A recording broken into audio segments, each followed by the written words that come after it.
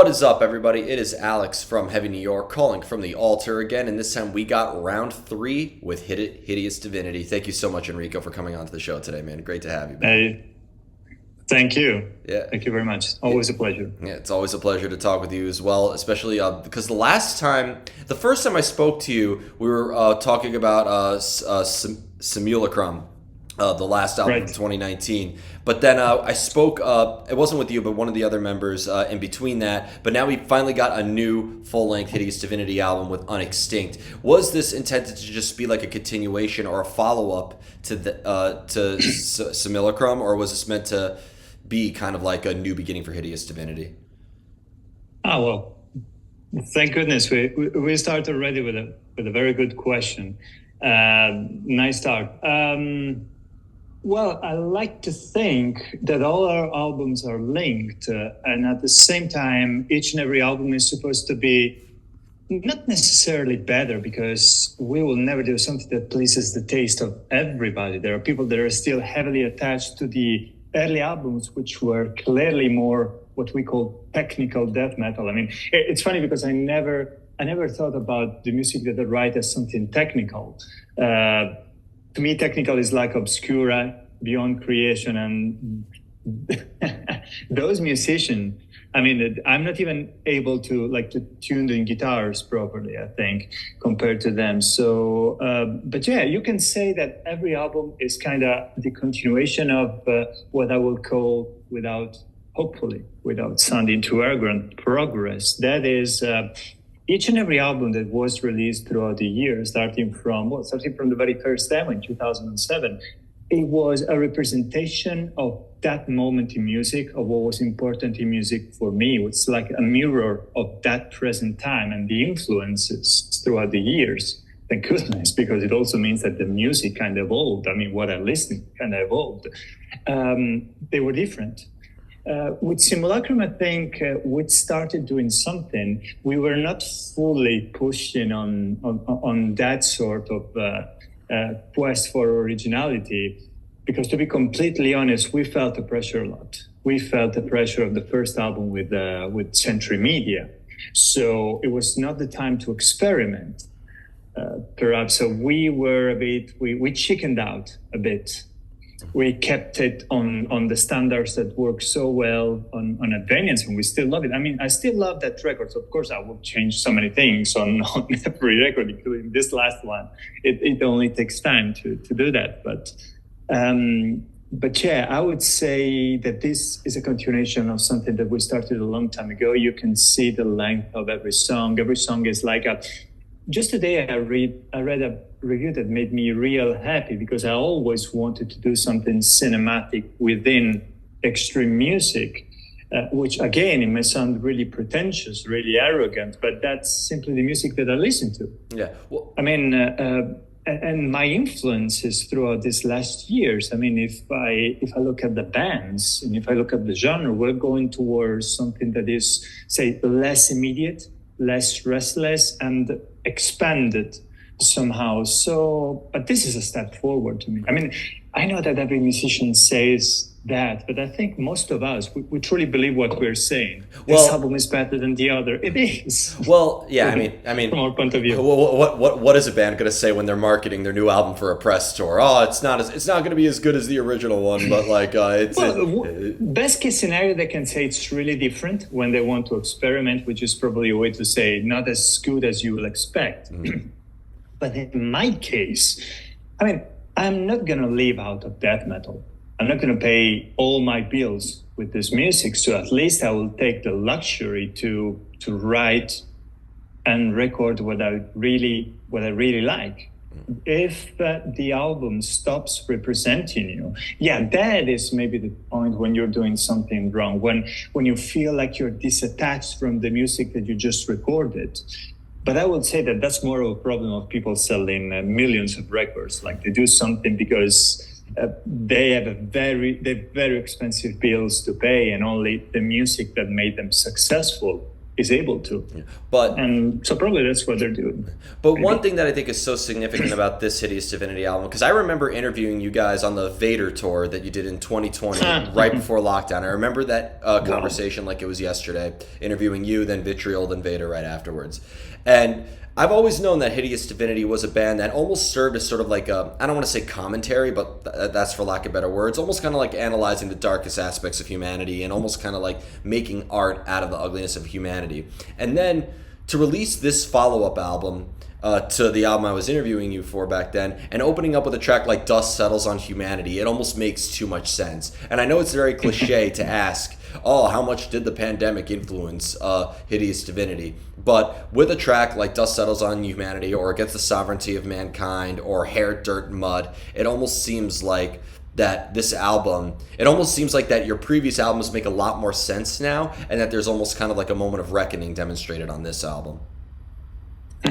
Well, thank you. Perhaps it's because the world is never going the right direction. Things are just getting worse. So every death metal album is kind of the soundtrack to what's going on. But in that case, I would say is particularly true. What you said really, really resonated in me, because the literal inspiration of the concept of this album is not only the novel of Paul Monet of Nosferatu, the version that was brought on screen by Werner Herzog, but it's also In the Dusk of This Planet, that is Eugene Tucker's book. There are a lot of books that were written before 2020 that kind of predict the advent of a pandemic. And what I really like in that book was the philosophy of horror that Tucker does and that he achieves in that book, which is basically describing the world as something not for us. Not for us means something that we, as Schopenhauer would say, that if we begin to understand it, they will probably go nuts. That's a very shallow paraphrase of Schopenhauer's philosophy, but just saying that there is something that escapes our control and sometimes our understanding.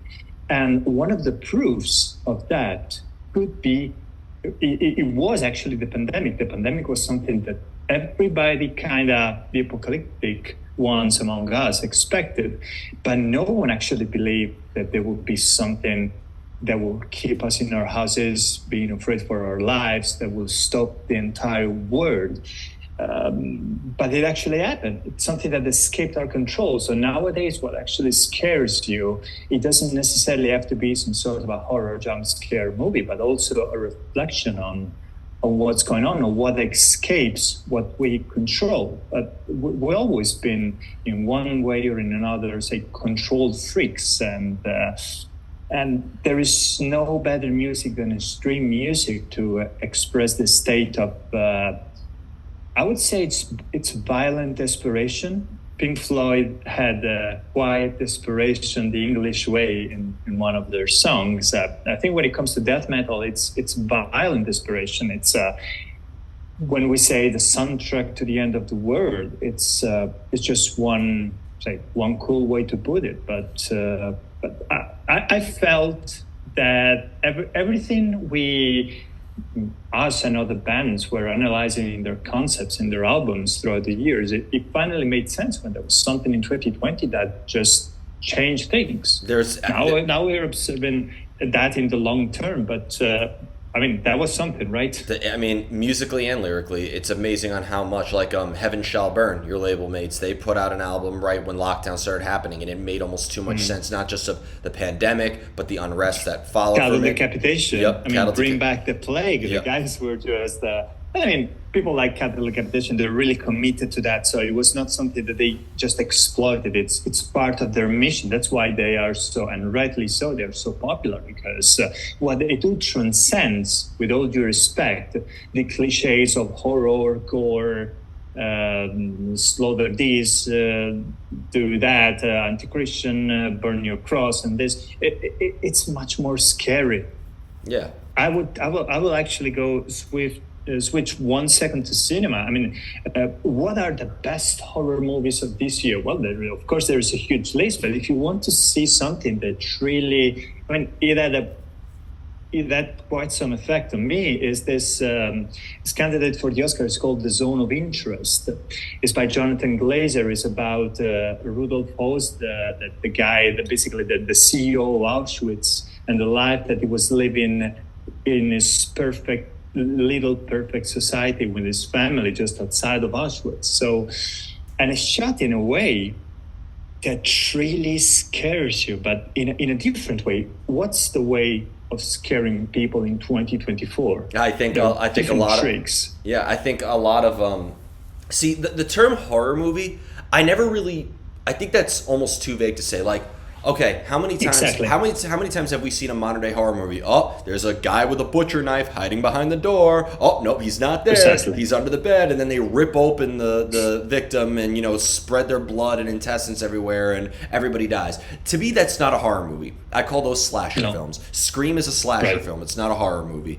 Friday the 13th is slasher. It's not horror. For me, a horror movie is a movie that plays on the fears of modern day society. I like Exactly. a horror movie should be like the idea like what are modern day fears that a lot of people have, regardless of how shallow or how stupid or how legitimate they could be? What are some legitimate fears? A lot of people have that fear of being canceled, if they will. So, what are the odds? Like, somebody shows a horror movie, somebody lets a terrible word slip out of their mouth, then they lose their job. Their wife leaves them as a result of that. All their friends disappear. That, to me, is a modern day horror movie, as stupid as of an idea for a movie that sounds, that plays as a commentary on the modern day fears that we have. And I think that's what makes Hideous Divinity such a significant band. When you have a track like More Than Many, Never One, I think is a really fascinating track because it represents that the death of one is a tragedy, but the death of millions are a statistic. I think that's how I Yeah. interpret that title. I could be interpreting it wrong. But one thing I do want to ask you is there is the famous saying,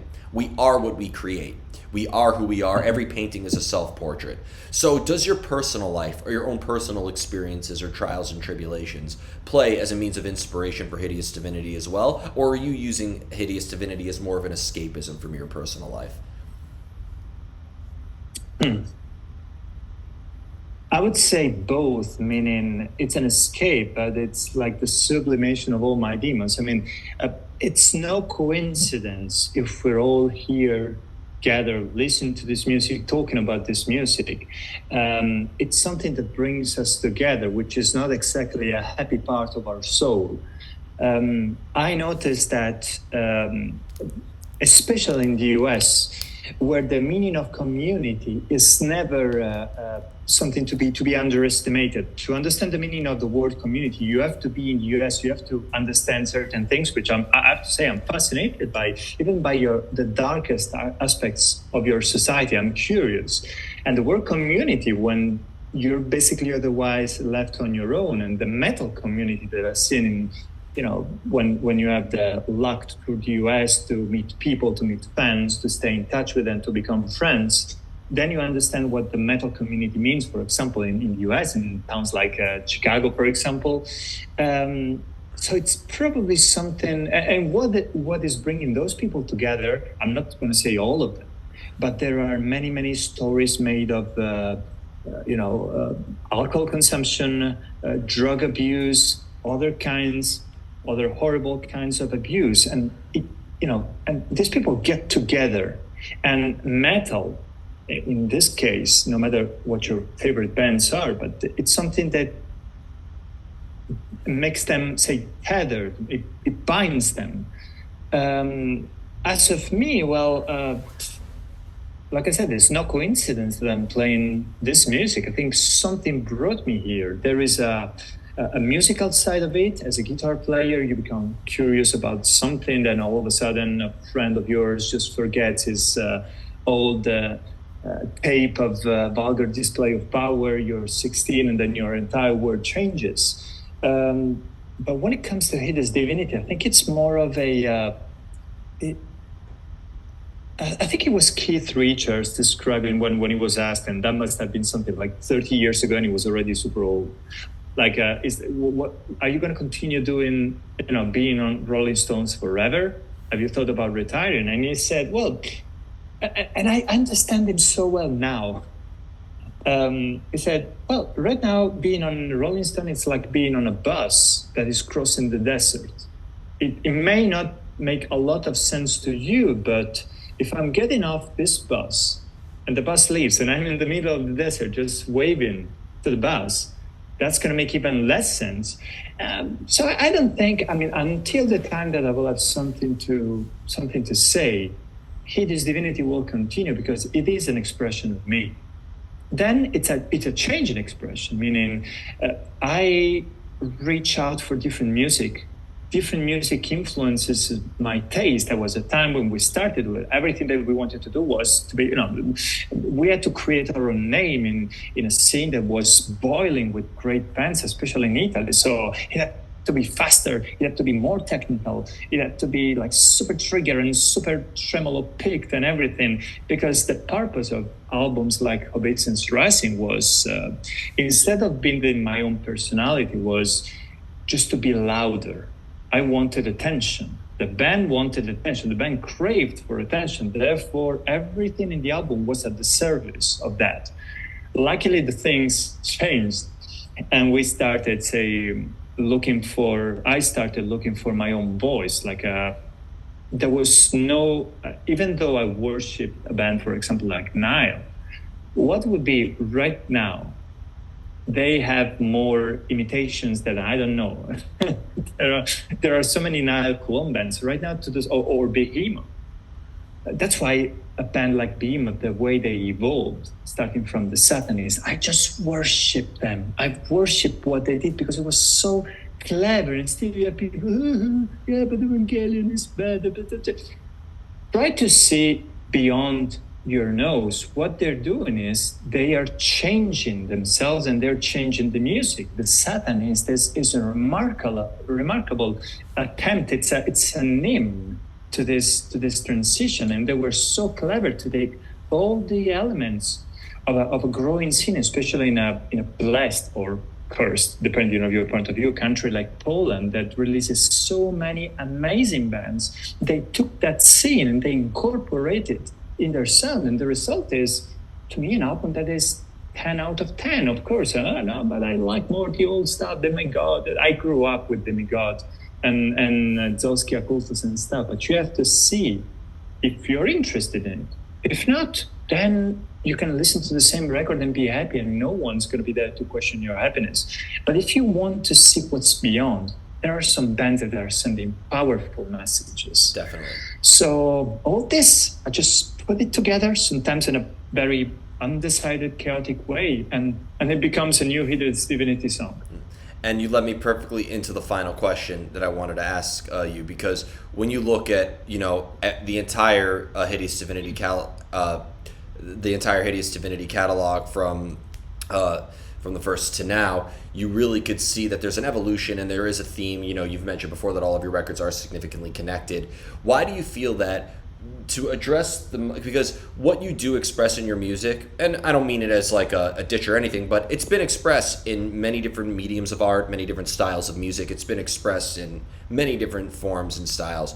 Why do you feel that death metal, this underground genre that we all have this great community in and this great form of unity in that we love, but being honest, death metal is just a required taste, like for everything else. Why do you feel that death metal is the best way to express your point of view and to express your message and your meaning? Because there is so much more other than loud and chaos. And sometimes when you see a piece of contemporary art, if you have the preparation to go through this first layer of chaos, then you'll find an entire word. You'll find many words. You'll find the choice, musically speaking, of musicians to go for the darkest, most chaotic path. And many of these musicians could easily play in the most technical jazz band or funk band or do whatever, but they chose that music. Now, that inspires me. That makes me passionate about it. I don't think we choose it. I think this music chooses us. But I mean it not. I'm sorry for being too dramatic, but I truly believe that. I mean, if you find yourself passing 40s and you're still, driving all night, going from from Albuquerque, New Mexico to Austin, Texas. I'll never forget the trip. I'll never forget. It was like 700 miles going through night with the time zone against. And then you arrive in Austin, Texas, and it's like I'm sorry, I've got all the Celsius up, but it was very freaking hot. It was super humid, and you basically get off the venue, jump on stage, and then there is this sort of absolution that is being given to you by the end of the day. Like no one else would do this, but this is something. And every day you're this close to drop it, and then something happens. You play a show, you're absolutely crushed. You didn't have a shower, you didn't have a decent meal in days, and everything. But then you get on stage, and all the answers are there. I think we're all seeking for answers, and death metal is to some of us is giving them. It's like telling us you're in the right place. I mean, I felt misplaced in most of places in my life. I never felt attachment for a particular kind of job or things. I just did things because I had to. There's this sort of inertia. You drive your existence sometimes by inertia, but death metal was something that I decided. Somewhere actually, where I found my individuality. I found my own voice. When they say, the own voice, it may sound like cliches to some, but I truly believe that, because throughout the years, I was kind of expecting, okay, this is going to fade away. 45-year-old, I'm still looking forward if we'll have the chance, because now it's a bit tough and everything, but I can't wait to be back on a tour. It's you see that you're accomplishing something, and you enjoy it, even if it's the darkest, most crushing day of all. It's a miracle, and it keeps on happening every night. The night that this will stop happening, probably that's going to be the call to quit. Yeah, and I hope it doesn't come. I think, well, first of all, just because something is a cliche doesn't mean it isn't true. One of my favorite quotes from Veronica Decides to Die. Fantastic book, book, movie, and album from Saturnus. And I think in the end, there is an underlying element of hope, and there is sort of a positive message underneath. I feel like people see the death and they see the darkness that's portrayed through this music, but for a lot of people from the outside looking in, the larger picture tends to elude many. And I think in the end, we have our niche, we have our crowd, and it's growing. It just takes, to quote the great Trevor Sturdad, may he rest in peace, death metal is like the plague, and we are the rats spreading that plague. And I missed that guy. But before we go, I want to thank you so much for your time. Is there just anything else with Hideous Divinity that you would like to promote with the release of Unextinct in terms of tours or new music in the works? This year we'll have a lot of festivals in Europe, which is great. Tours, not anything, nothing so far that has been officially arranged. We're working on it right now. Actually, in 1 hour, the guys will come at the rehearsal place, just 2 floors below my apartment, and then because now it's the time when you're working in the shadows. You're working to bring Unextinct on a stage, which is never something to take for granted, because now people will expect to see live what you did on the record, and that's always something that it scares me, but it really motivates me at the same time. There's always the stage test for death metal band, because if what you do on stage doesn't equal the quality of what you just recorded, then maybe something in the recording is not exactly true. I don't want people to think that. So we're working very hard to bring Unextinct live, and I'm really looking forward to our next. That will be the 4th tour in the US, because it's the place to be. Yep, and we love having you here. I saw the very first tour in the U.S. that you did with Aborted, and I can't wait to see more. But thank you so much, everybody. We are here with Hideous Divinity. Be sure to check out Unextinct. This is Alex from Heavy New York, and we will see you next time. Thank you so much, Alex. See you soon.